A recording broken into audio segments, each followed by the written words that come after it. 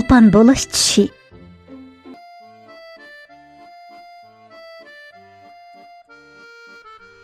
Cho'lpon bo'lishqa ajoyib havasim bor edi. Boshlang'ich maktabda o'qiyotgan chog'da sinf mas'ulimiz Tursun muallim bizdan cho'ng bo'lganda nima ish qilg'imiz borligini, qandaq orzuni ko'nglimizga pukkanligimizni so'raganda men tatinmayla cho'lpon bo'g'im bor deb javob bergan edim. Esimda qilishcha har haftaning 5-kuni tushdan keyin sinf yig'ini ochiladi.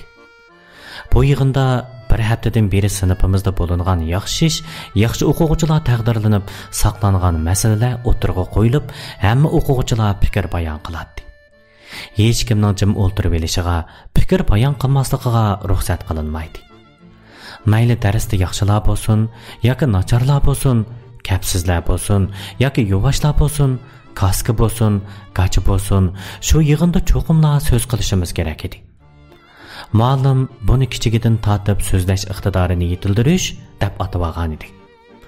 Muallimning deyishicha, har qanday odam masalalarni tahlil qiladigan, o'ylaydigan miyasi, o'ylaganlarini ifoda qiladigan, eg'izi bo'lganidak o'ylaganlarini so'zlaydigan jur'atimi bo'lishi kerak edi.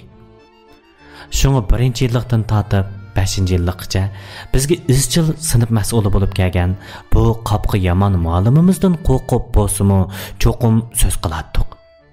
Gapimiz qo'llashmasa yoki kekashlab qolsak, muallim xafa bo'lmaydi. Bizni rag'batlantiradi. Shuningdek, bizning sinfda gapini topolmay, qizirib, tatirib turadiganlar asosan yo'q edi. Bugungi yig'in mening orzuyim temasida yechilgan edi. Muallim yo'qlama daftaridagi tizimlik bo'yicha 1-nomerdan boshlab ismimizni chaqirib, o'rnimizdan turg'izib, qanday g'oya orzuyimiz borligini so'rab, navbat menga kelganda, men necha vaqtdan buyon ko'nglimga pukib kelgan, lekin hech kimga deb boqmagan orzuyimni aytdim. Bayotindan beri boshqa bolalarning eg'izidan muallim bo'lgan ba, olim bo'lsam deyman, soqchi bo'laman, doktor bo'laman, injener bo'laymiki degandek javoblarni anglab, jimmida o'ltirgan Tursun muallim mening cho'lpon bo'g'im bor degan javobimni anglab, oldidagi daftardan ko'zini ilib, lappida beshini ko'tarib, menga uzoq qarab ketdi. U mening cho'lpon bo'la oladigan yoki bo'lolmaydiganligimga nomer qo'yibatamdikin, yoki qamlashmagan taqdirqimga havas qilabatamdikin. Va yoki hech kimda yo'q arzuni ko'nglimga pukkanim uchun, sinfda yangilik fikrni o'tirg'a qo'yalganim uchun mamnun bo'layotamdikin. Ko'zini yo'g'on echib, eg'izini bir yonga sal qiyaytib, men xeyli uzungacha qarab atgandan keyin dedi: "Yaxshi, nihoyat yaxshi. Bu arzuni ko'nglimga pukishingga qanday sababning turtki bo'lganligini so'rab baqsam bo'lamdi? Men kino ko'rishga amroq, kinolardagi artistlarga ajoyib havas qilaman. Men mana shu cho'lponlardek kinolarda rol elib, nurg'un odamlarga to'nilsam deyman. Yaxshi, orzuyingning amalga oshishini umid qilaman." Muallim pixildab kulishayotgan bolalarni jimiqtirgandan keyin menga qarab beshni lang'ishtib, "Meni o'ltir" degandek ishora qildi. Navbat kimga keldi? Muallim o'zini qaytadan ro'slavagandan keyin oldidagi yo'qlamaga qarab, nomer tartibi bo'yicha chaqirishga boshladi. "Rayhon, sizning qanday orzuyingiz bor?" Mening riyosatchi bo'g'im bor. Shundaqmi? Nihoyat yaxshi. Sizning bu jihatda talantingiz bor. Tirishsangizlar, cho'qim orzuyingizga yetalaydiganligingizga ishonaman. Muallim Rayhonga ishkuyarlik bilan qarab, beshni lang'ishtib, uni o'ltirishga ruxsat qildi. "Qarama o'g'rini. Men cho'lpon bo'laman desam, sening cho'lpon bo'la olishingga ishonaman demagan edi. Ma Rayhonning riyosatchi bo'la oladiganligiga ishonaman deb ketdi ya ajab. Odamga tengsiz muomala qilgani bo'lmay nima bu?" "Olim, sen degina, sen kelgusida nima ish qila olaysan?" "Muallim, menmi cho'lpon bo'laymikan?" Ko'nglimdagi nusratga chiqarib bo'g'icha, mendan cho'lponliq talashadigan raqibimdan biri chiqib bo'ldi mana. Arzuni ko'nglimga pukib bo'g'ichilar, raqiblarim chiqqili tursa, cho'ng bo'lib haqiqiy cho'lpon bo'lib bo'g'icha ish bormi nima? "Senmi cho'lpon bo'lay deding-ku amdi? Degina, qanday cho'lpon bo'lmoqchisan?" Muallim olimga boya menga qaragandek uzoq qaramagan bo'lsa-mu, beshni yana bir qitim lippida ko'tarib olimga qarab qo'ydi. Akram cho'lpon bo'laman degan yoda, men bo'lanmamdi muallim. Yo'q, men undaq demoqchi emas. Sen bo'la olaysan. Akrammi cho'lpon bo'la oladi? Mening demoqchi bo'lganim, sen kino cho'lponi bo'lmoqchimi yoki naqsh cho'lponimi? Va yoki usul cho'lponimi? Men bilmayman muallim. Akram biladi. Akram qandoq cho'lpon bo'lsa, mening shundoq cho'lpon bo'g'im-ba. Voy, qiziq gap qilding-ku. Akram bilan kindiking bog'liqlikmi sening? Undaq emas. Akramning kindiki o'zining qo'sqida, mening kindikimmi o'zimning qo'sqida. Uning ustiga mening kindikimning yepi kichik vaqtimda uzilib ketibdi ekan. Shuni hech kimnikiga bog'lig'ili bo'lmaydi. Bayatından beri Jozining ichiga beshni tiqib pixildab kulib, kulkisini teshig'i chiqaramay o'ltirgan balalar endi o'zini tutib ololmay paraqlab kulishib ketdi. Olimni chaqchaq qilib atamdikin desam, chiroyda kulki deydigan narsa yo'q. Muallimning gapini tushunmay qoldimmikin desam, u unchoqlar do't emas. Amisi nima qilgandi bu uning? Mama boshqa balalar qatorda qaqoqlab kulgunimcha, kaynimga o'rilib, olimning chiroyiga qardim. O yana shundoq maydasini tik tutib, beshni kayniga qilib, ikki qo'li bilan putini ching juplab, xuddi generalning oldida turgan askardek turadi. Olim, ey olim, sening qachondan beri cho'lpon bo'g'in kap qoldi? Pichirladim uning peshini tortib. U menga lappida qarab, tilini chiqarib qo'yib, yana ketib turib qoldi. Sen cho'lpon bo'lamaysan, dedim uni gap tig'izish uchun. Senmi cho'lpon bo'lamaysan? U menga qaramayla javob berdi. Men-chu rolga chiqadigan cho'lpon bo'laman. Sen meni do'rig'li amroq bo'lgan ekan, muallim seningdan so'rab qolsa shundaqda. Mashinaning rolga chiqamsan yoki traktordingmi? Olim bu gapni talatini o'zgartmay, o'zini salmoq tutib degani bilan men o'zimni tutolmay kulib ketdim. Har vaqt tamkin o'ltirgan, cho'ng sifat turadigan muallimmi o'zini tutib olmay kulib ketdi. Ham oldirmay mengib, olimning yeniga kelib, uning beshni silab qo'ydi. Meningcha, sen chaqchaq qiladigan cho'lpon bo'lsang, sana toza muvofiq kelgudak, dedi. Undaqda Akramchu muallim, u qandoq cho'lpon bo'lsa mos keladi? Akrammi? Akram muallim kayniga qayrilib menga qaradi. Sen degina, Akram, sen nima ish qildigan cho'lpon bo'lay deysan? Qandoqli cho'lpon bo'lsam bo'laverdi muallim. Faqat nomim chiqsala, hamma xalq meni tunisa, meni ko'sa, aviyliqi Akram Ahad degan cho'lpon ekan deyishib, daftarlarini ko'tirib kelib, menga imzo qo'yg'izsa deyman. Voy, orzuying katta ekan sening. Bo'ladi. Orzuyingning amalga eshishini umid qilaman. Tirishqin. Faqat tirishqandila o'zimiz kutgan nishonga yeta olamiz. Muallim shu gaplarni qilib bo'lgandan keyin munbarga bordi. Hammanglarga deydiganim shuki, saboqdoshlar, orzuyimizga yetish uchun hozirdan boshlab tirishib o'rganishinglar kerak. Faqat yaxshi o'qigandila, ondan o'zimiz kutgan har qanday nishonga yetkili bo'ladi.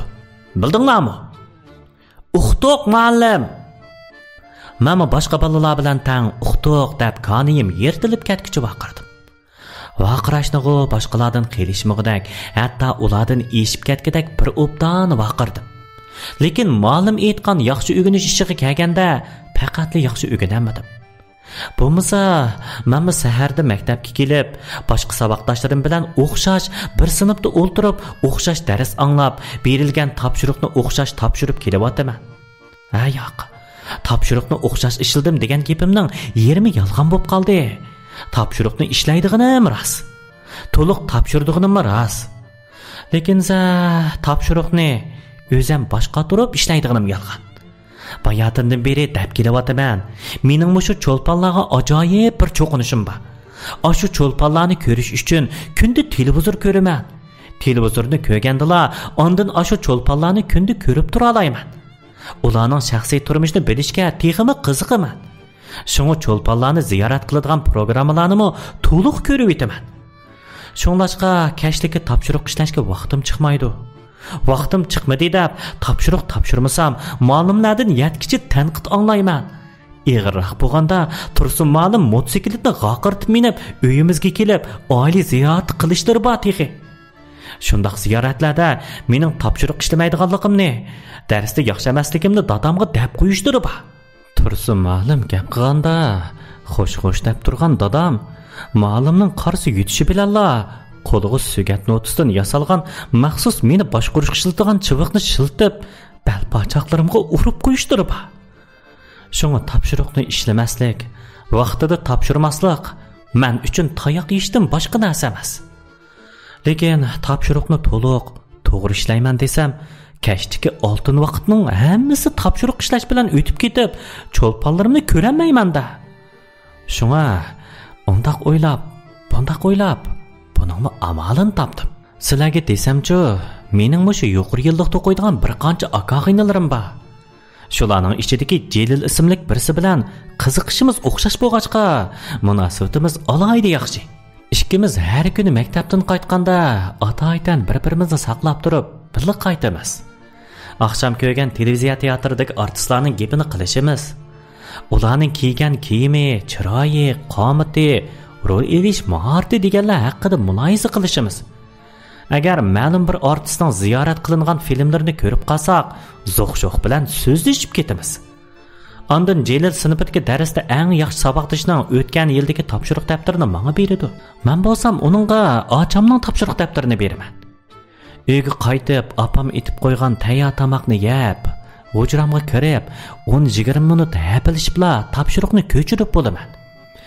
O'zining ishi bilan aldirash yuradigan dadam bilan opam mening topshiriqni qanday ishlaydiganligimga diqqat qilmaydi.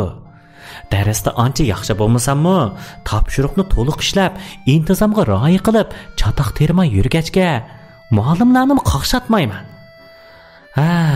Turmushim ana shundaq yaqin suvdek ravon, xotirjam o'tadi. Boshlang'ich to'liqsiz o'tir maktab hayotim ana shundaq tep-tinch o'tib ketgani bilan to'liq o'tirg'i chiqqanda so'zilib qoldim. To'liqsizligi darsda yaxshi emas, nachar emas. Mana shundaq saviyam bilan to'liq o'tirning darsligiga yetishaman. Uning ustiga Jelil to'liqsizdilla o'tir texnika maktabiga ketib olg'achqa, uning meni ta'minlab turadigan tayyor topshiriq daftarlarining manbasimi uzilib qoldi.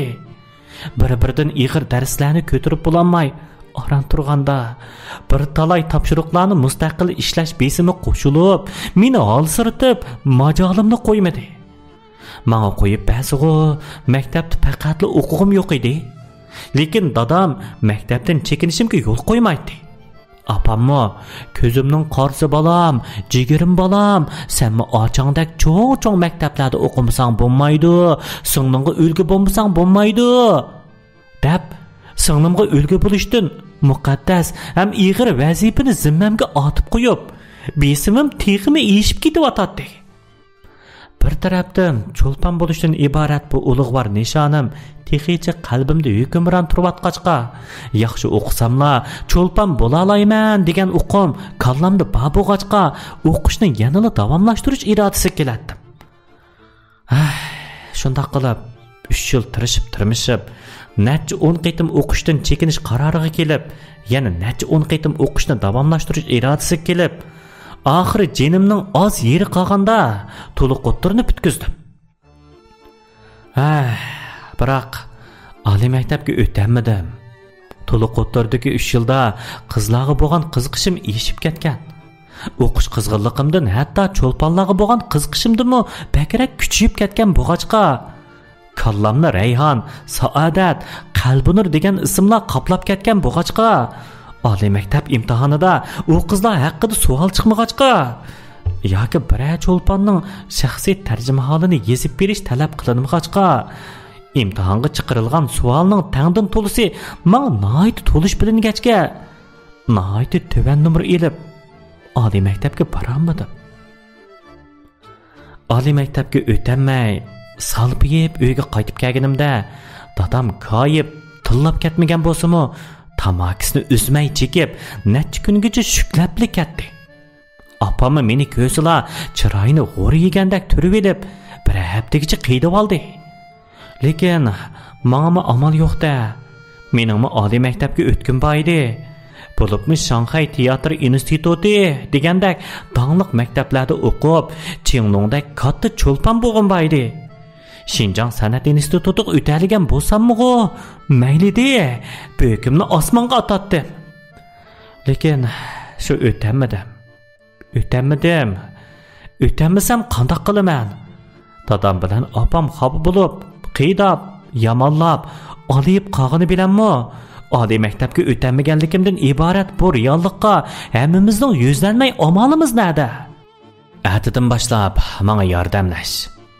Dedi dadam kashlik tomoqdan keyin qapqini turgan oldi. Bundaq lag'aylab yurganga qo'saq to'ymaydi. Nima?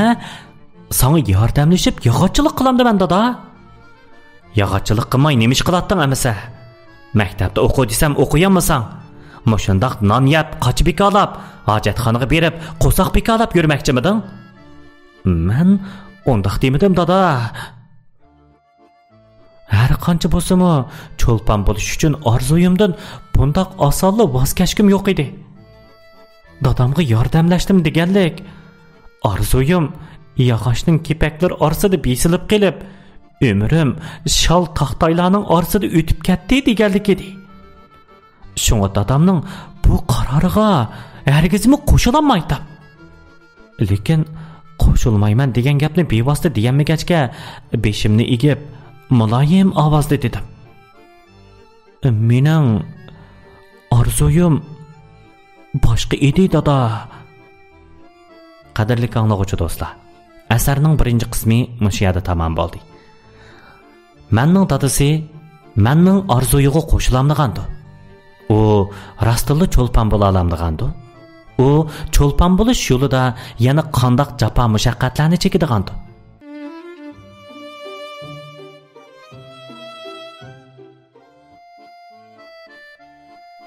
İkinci qism. Nima? Cho'lpon bo'g'in kelyapti-da? Dadam chekiyotgan tamakisini rosa kuchab sho'rib atgandan keyin tamaki qoldiqini yerga tashlab, dassab, mijib atgandan keyin menga tikildi. Qandoq cho'lpon bo'lmoqchi? Degina, artist bo'ladigan maktabda necha yil o'qib turibmi? Bir haqiqatim sahnaga chiqish fursatiga erishamayotganlar samandek tursa, sen isho to'liq o'ttir saviyang bilan artist bo'la olamsan? Men sana deb qo'yay Akram. Endi yana bangining xiyolini qilib yurayverma. Kallangni silkib, qo'sqingni boqadigan hunar o'rganishning g'imini qil. Sendan yana mushundoq osmonda qasqanda gap anglab qoladigan bo'lsam, tayiqingni chichqidak yeysan. Angladingmi? Lekin dada, zuvaningni yop. Dadamga gap qilishga petinolmay, yordam kutib, opamga qaradim. Odatda dadam bilan ishkimiz mushundoq talashib qolgan chaqlarda, to'lallarda menga yon besib gap qiladigan opam bugun menga qarabmi qo'ymay, talatidan muz yog'dirib o'ltiradi. Shundoq qilib, dadamga yordamlashib, yog'ochchi bo'lib qoldi. Bu ishning jafosi ko'p bo'lsa-mu, bir yerlari ko'ngillik edi. Har yo'g'on taxtaylarni kesib, mixlab, har xil shakllardagi ishkoplarni, ustal o'rindiqlarni yasaydik. Birini yasab bo'g'icha, birsi setilib turadi. Qandoq nusxalarning xaridorlarni bakarak jalb qilayotgani, qaysi xildagi ishkoplarning tez setilayotganini kuzatib turadim. Ishkoplarning, jihozlarning, ustal o'rindiqlarning fasonini o'zimcha o'zgartib, loyilab boqatdim. Shu bo'yicha yasabmi boqatdim. Men loyilagan ishkoplar xaridorlarni texmi jalb qiladi. Oqshomlari yetib, ko'milib ketayotgan orzuyimni o'ylab, to'lg'inib uxlayolmagan chog'larimda hujramga takshi ko'z yugurtib, qayerni qandoq o'zgartish, qaysi yerga qandoq ishkopni qo'yish haqida plan tuzab, o'zimni azobli xiyollar ichidan tatib chiqatdim. Bekor bo'lib qolgan vaqtida oqshom sizib olgan shakl bo'yicha o'zgartib chiqatdim. Hujramning bezilishi ocham bilan singlimgina emas, dadam bilan opamga yarab ketdi. Apamning taklifi, dadamning qo'shilishi bilan butun uyimizni o'zgartirib chiqdim. Shundoq qilib, qo'lim xeyli ishga kelib qoldi. Dadam bo'lmasimi ishlarni mustaqil qilib, xaridorlarni rozi qilaligidek bo'lganda, uy bezash ishlari sal avjab qoldi. Buningda ishkap jihozlarni o'zimizning o'ylisida yasab, xalqning uyiga olib berish ovorchiligini tatmaydi. Uyni bezatmoqchi bo'lganlarning uyiga beribla, tamlarni mitirlab, o'lchab, uyning fasoni, cho'ng kichikligiga qarab, o'zi tanlagan rangda kiyim shkabi, kitob shkabi, karvat, chiniqach shkabi qatorliqlarni uy egasi o'zi xohlagan shaklda yasab beradigan bo'ldik. Ko'zni yumib ochqicha 5 yil o'tib, oliy maktabga o'qig'ili ketgan saboqdoshlarim o'qishni bitirib, har qaysi sohalarga xizmatga tushdi. Ba'zi saboqdoshlarimning orzusi amalga oshib, o'zi yaxshi ko'radigan kasbni qilib, ko'zga ko'rinibmi qoldi. Saboqdoshimiz Rahmonning o'z orzusi bo'yicha doktor bo'lib, Urumchidagi cho'ng doktorxonada ishlayotganligini anglaganda, uningga havas qilib, ig'izimni ichib qolgan bo'lsam, Akşam Rayhonni televizorda ko'rib, hang-tong qoldim. Rayhon rostilla riyosatchi bo'lgan edi. Chiroyliqqina sahna kiyimi ichida texmi chiroyli bo'lib ketgan. Val-val chiroqlar yo'rib turgan sahnada qo'lida mikrofon tutib riyosatchilik qilib o'tadi. Uning ovozi shunchalik suzuk, tatliq, gap so'zlari ravon edi. So'zlarni xuddi yodilib olgandek tamtirmay, uduqmay, akishib, taqishib qolmay shundoq ravon so'zlaydi. Chiroyidan tatliq tabassum parlab turadi. Texi tunigilla Rahmonning katta doktor bo'lib ketganini anglab, ichimning bir yerlari kuyishgandek bo'lib turganda, Rayhonni cho'ng sahnada ko'rib, ichimdagi o't texmi lavildab ketdi. Yiliq chog'da boshlang'ichning 5-yillikdagi vaqtda Tursun muallim qandoq orzuyinglar bor deb so'raganda, Rahmon men doktor bo'laman deb javob bergan. Rayhon bo'lsa mening riyosatchi bo'lg'im bor degan edi. Mana hozir har ikkisining orzusi amalga oshib, katta odamlar bo'lib ketibdi. Menchu shu chog'da men hammani hayron qoldirib, cho'lpon bo'laman degan edim. Lekin hozircha yog'och toshlarning orasida to'pig'i melinib, har bulqilar bilan hapilishib, qalbimda o'chmayotgan orzuyimni xuddi yog'ochga miq qoqqanda qiqib, bisib, ichimning eng ichiga banit qilib qo'yibataman. Ichim ochiq bo'lib qelyapti. 5 yildan beri qalbimga ko'milib tursimi, yolqinchab kuyib turgan o'sha orzuyim endi biroqli teshib chiqib, magamadak lavildab ketgan edi. Ishqi xo'shaqmaydi. Bo'lqini miqqa urdim deb, qo'limga urib solatdim. 1 metrlik ishkap yasadim deb, 2-3 metr yasab qo'ydigan. Oq rangni badim deb, qizil sirlab qo'ydigan. Bundaq ahvollar bag'ansira ig'irlashib ketyapti. Bu oz kelgandek, to'liq o'ttirni bitkizganlikning 5 yilligini xotirlash munosabati bilan saboqdoshlar yig'ilishi qilgandan keyin ichimga bu o't texmi kuchayib, meni kuydirib, kul qilib qo'yayli degan edi. Saboqdoshlar yig'ilishimizga ishkiri o'lkada xizmat qilayotgan, o'qish tex bitmagan bir qancha saboqdoshimizdan boshqalarning hammasi to'liq kelgan edi. Qizlar rang tuzab, bir-biridan go'zal noznillarga, o'g'illar bo'y tortib, kelishgan yigitlarga aylangan edik. So'ronimizga tabiiy holda Rayhon riyosatchilik qildi. U keng etakli ko'ynakni razon o'ynatib, taqildab dassab, sahnaga chiqib, yiqimliq ovoz bilan boshlanish so'zi qilgandan keyin sobiq sinf boshlig'imiz Azamatni so'zga taklif qildi. Azamatmi Rahmon Rayhonlarga o'xshash mening boshlang'ichdan tortib to'liq o'ttirg'ich birga qilgan saboqdoshim edi. U kichikida cho'ng bo'lsam ma'lum bo'laman deb yuradi. Rostila ma'lum bo'ldimi yo'q, buni bilmaydim. Lekin uning kiyinishidan, salobatidan, o'zini tutishidan uningmi xeyli yo'g'on bir odam bo'lganini bilib olmoq tas emas edi. Bu yerda shundoq bir tushuncha berib qo'yishni loyiq topdim. O'z vaqtida oliy maktab imtihoni berib bo'lgan ekan, ishtonga chiqqan ko'ngilga tayin degandek, o'zimning imtihondan o'tamaydiganligim o'zimga ayon bo'lg'achqa, imtihonni berib bo'libla uyga ketib, beshimni ichimga tiqib yetib olgan bo'lg'achqa, kim oliy maktabga o'tdi, qaysi maktabga o'tdi deganlarni qat'iy bilmaydim. Aziz saboqdoshlar, yaxshimisizlar? Kamina Azamatdan sizlarga yolqinliq salom. Azamat so'zni ana shundoq boshladi. Uning sahnadagi qiyofati, o'zini tutishi, jiddiylashmay, huduqmay so'zlashlari, mikrofonni xuddi Rayhonga o'xshash tutishlari uningmi xili so'rin ko'rganligini chiqarib turadi. Azamat hozir nima ishlaydi u? deb so'radim yenimda o'tirgan G'aniga pichirlab. Voy adash, sen bu dunyoda bormi ya? Azamatcho bizning oramizdan chiqqan birdan-bir yanjusungchimi? U hozir poytaxtimiz Beyjingda bir tarafdan ishlab, bir tarafdan o'qiyotidi. Bu qitimqi yig'ilishni Azamatning dam elib keldiginiga qarab to'g'rilagan. G'ani gapini to'kitib turishiga guldiroz olqish sadosi yangrab, Azamat sahnadan tushib, o'rniga qaytib keldi. So'rin nihoyat qizg'in davomlashyotdi. Naqshiga havasi bor saboqdoshimiz Roila bir qancha naqshisi bilan so'rini texini qizitib, Dilnigar bilan Dilshod maktabdagi vaqtimizdagidekla lapar o'ynab, so'rindan chang chiqaribdi. Endi qiziq chaqchaq yumorlari bilan xalqimizga kulgi ato qilib kelayotgan hurmatga sazovor saboqdoshimiz Olimjon bir necha yumor so'zlab beradi. Qani Olimjon, sahnaga marhamat. Rayhonning yiqimliq ovozidan keyin olim oldirmay o'rnidan turib, chabak sadolar ichida maydasini kerib sahnaga chiqdi. Baya Rayhon Olimjon deb ismini ataganda, men qaysi Olimjonni deydigandi deb ikki tarafimga qarab ketgan. Hech qachon Rayhon aytgan Olimjonning yeliqi mening cho'lpon bo'g'im borligini anglabla, menga agishib cho'lpon bo'g'iz kep qolgan olim ishkanligini hargizmi o'ylamagan edi. O to'liq o'tirda darsda meningdinmi nachar edi.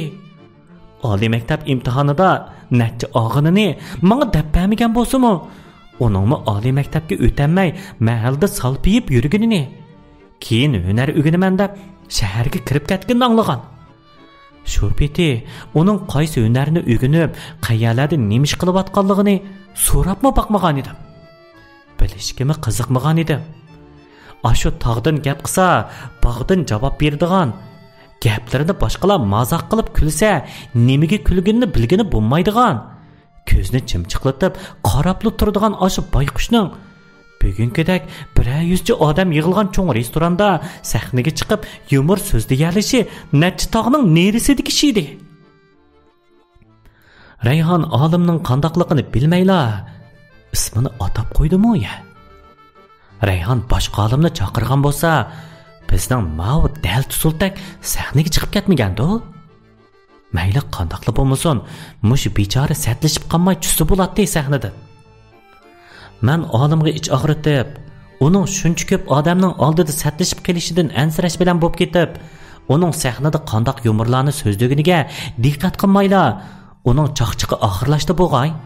Zalda kulki sadolar yangradi.